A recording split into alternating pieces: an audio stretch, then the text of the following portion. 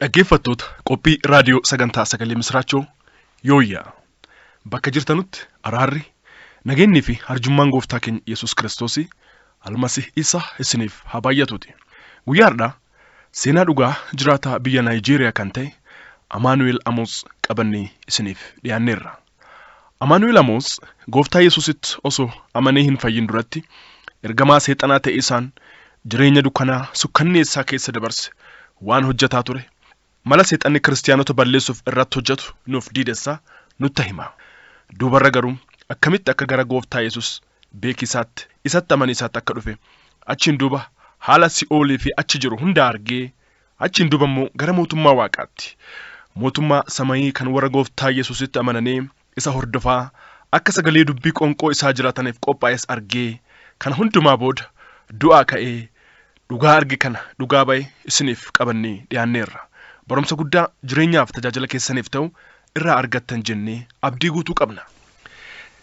Seenaa kana kutaa adda addaatiin isiniif dhiyeessaa jiraachuun keenya ni yaadatama. Kutaan itti aanee jiru akkasitti isiniif dhiyaata. Obsaan haga dhumaatti nu dhaggeeffadhaan affeerraa keenya jaalalaati. Dursinee Waaqa kadhanna.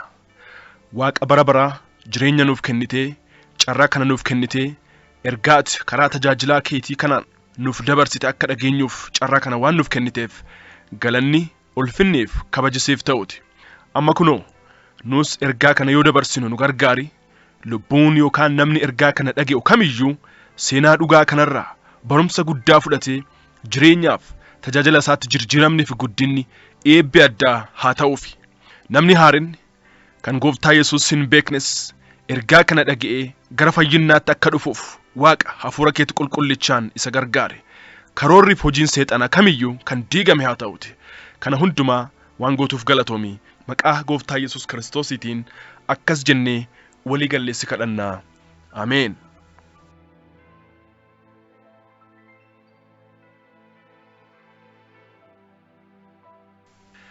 Haalota waldaa kiristaanaa keessatti ta'an. Guyyaa itti aanu guyyaa jimaataa bakka kadhannaa bulanii kadhatan gara waldaa kiristaanaatti na waaman. Anis hojii nuuf kenname keessaa mana sagadaatti irriba namootatti buusuu gargar qoqqooduu wal dhabsiisuun hojii keenya waan ta'eef ka'ee deeme. Sagantichi faarfannaa faarfattootaatiin jalqabame. Faarfannichis humna Gooftaa Yesuusitiin ala humni biraa humna sobaati. Yesuus jabaadha kan jedhu ture. Nutis isa kana isaan waliin faarsine. Yeroo kana garuu kolfuu jalqabe. Maaliif kolfite yoo naan jettan faarfattoota nu dura dhaabatanii faarsan keessaa 3/4 isaanii yookaan parsentiin 75 cubbuu hojjetaa warra tajaajilan akka ta'an hafuuraan argaa ture. Warri kun haala salphaan harka kiyya keessa akka seenan arge. Maaliif jennaan cubbuu hojjetaa jiraatu. Cubbuu isaanis araara galanii cubbuurraa hin fagaatan waan ta'eef namni jireenya cubbuutiin deddeebi'u kamiyyuu haala salphaa ta'een harka keenya seena. Cubbuun araara hin galamin kamiyyuu nuuf akka balbala seensumaati. Anis kokkolfaa isaan wajjin harka dhawaa faarsuu jalqabe. Asirratti waan tokko isin hubachiisuu barbaada. Kiristaanotni yeroo hundumaa kadhannaa araaraatiin sagantaa isaanii jalqabachuu akka qaban. Kiristaanotni yeroo hundumaa kadhannaa araaraatiin sagantaa isaanii jalqabachuu akka qaban dubbachuu barbaada. Yoo cubbuu isaanii araara galanii dhiiga Yesuus Kiristoositiin of qulqulleessan ergamootni seexanaa kamiyyuu humna dhabu. Lafa sanii baqatanii ba'u. Bakka cubbuun hin jirretti seexanni humna hin qabaatu. Humni Waaqaa dhoggamaaf gufuu tokko malee gidduu isaanii jiraata waan ta'eef. Irra isinii deebi'a isa kana. Kiristaanotni yeroo hundumaa kadhannaa araaraatiin sagantaa isaanii jalqabachuu akka qaban isin hubachiisuu barbaada. Kiristaanotni yoo cubbuu isaanii araara galanii dhiiga Yesuus Kiristoositiin of qulqulleessan ergamootni seexanaa kamiyyuu humna dhabu. Lafa sanii baqatanii ba'u. Bakka cubbuun hin jirretti seexanni humna hin qabaatu. Humni Waaqaa garuu dhoggamaaf gufuu tokko malee gidduu isaaniitti jiraata waan ta'eef. Sagantaa kanarratti dhiibbaa tokko malee hojii kiyya hojjechuu jalqabe. Namoonni muguu rafuu jalqaban. Kaan ijoollee taphachiisuu, kaan moobaayiliin geemii taphachuu yookaan calliseetuma moobaayilii qaqqabuu, kaan waliin haasa'uu, nama hamachuu, kaan waan biraa dubbisuu, kaan sagantaa dhiisee bahuu. Warri hafan hafuura dadhabaa tokkoon faaruu faarsuu jalqaban. Wanti hundumtuu gara bade namoonni baay'een akka sagalee Waaqaa hin dhaggeeffanne godhiisaan guddaa milkaa'e. Antooniin waa'ee kiyya isaanitti himee ture waan ta'eef halkan sana sa'aatii 2tti naaf kadhachuuf na beellaman. Akkuma sagantaa sanatti anseeneen yoosuma dhiiga Yesuusii yaamaa kadhannaa jalqaban. Anillee humna dhabee haala kiyya hundumaa itti hime. An miseensa ergamtoota seexanaati. Hojii isaanii hojjedhaa. Abboonaaf kadhadhaatii bilisa na baasaa jedheen. Kana yaadadhee osoo hin ta'in tasuma afaan kiyya keessaa baheeroon dhagge. Sababni isaas bakki dhiigni Yesuusii jirutti hafuurriif ergamoonni seexanaa dhaabachuu of dhossuus hin danda'an. Isaanis walii galanii humna ergamoota seexanaa waan hidhaniif humna kamiyyuu argachuu hin dandeenye. Walii galanii humna keenya hidhaniiran waan ta'eef. Kiristaanotni gaafa kadhatan jireenya qulqullummaatiin jiraatanii tokkummaa qabaatanii walii galanii yoo kadhatan aangoo isaaniif Waaqarraa kennameen yoo humna keenya hidhan nuti tocho'uus hin dandeenyu. Dhukachuus jalaa miliquus gargaarsa argachuus hin dandeenyu. Yeroo kana obboleettiin takka kaatee dhaabattee hafuuraan akkas jette. Namootni kana godhuuf hin malle asii gula hin dhiyaatinaa jette. Garuu waan isiin jedhuu barbaadde kana namoonni baay'een hubachuu hin dandeenye. Kiristaana cubbuun jiraatu tokkoof seexana baasuuf yaalise baay'ee balaa cimaa qaba. Boodarra namoonni baay'een bahanii adeeman. Namoonni muraasni garuu naaf kadhachuuf dhufan. Yoo isaan maqaa Yesuus gooftaatiin jedhanii naaf kadhachuu jalqaban sagaleen diw jedhu keessa kiyyatti dhaga'amuu jalqabe. Sana boodas lafarratti kufe.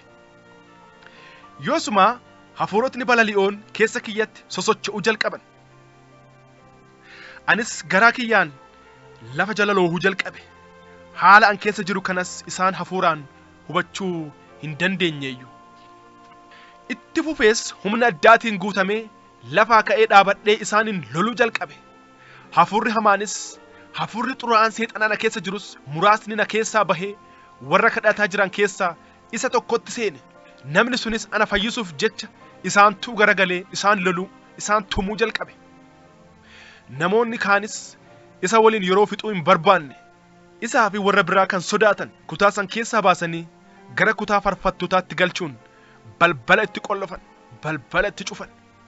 Haalli kun hamma ganama sa'aatii tokkootti itti fufe. Ganama gula anfoon kiyyaa waan dadhabeef cadhi jedhe hin callise.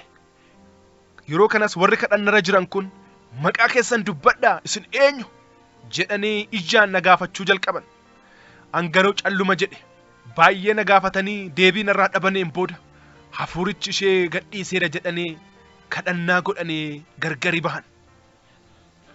An garuu foon kiyyaan baay'ee dadhabee waan tureef hamma dallaa mana sagadaatii gad bahuu hin dandeenyetti baay'ee dadhabe.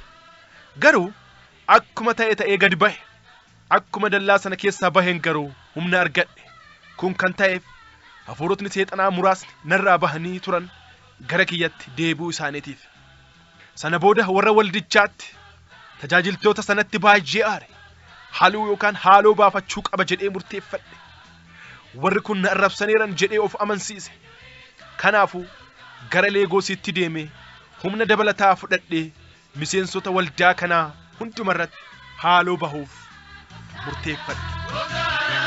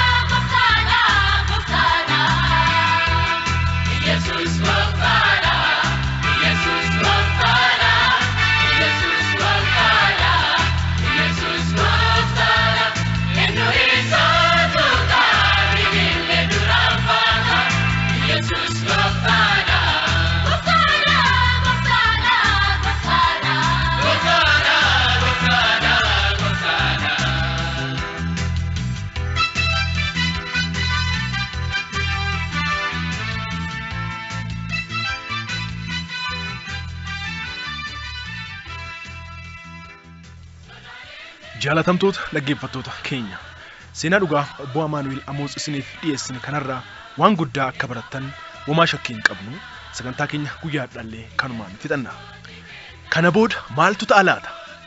Kutaa kanatti aanee jiru sagantaa keenya dhufurratti qabannee isiniif dhiyaanna osoo addaan hin kutin namoota biraas affeeraatii waliin nu dhaggeeffadhaa isiniin jenna.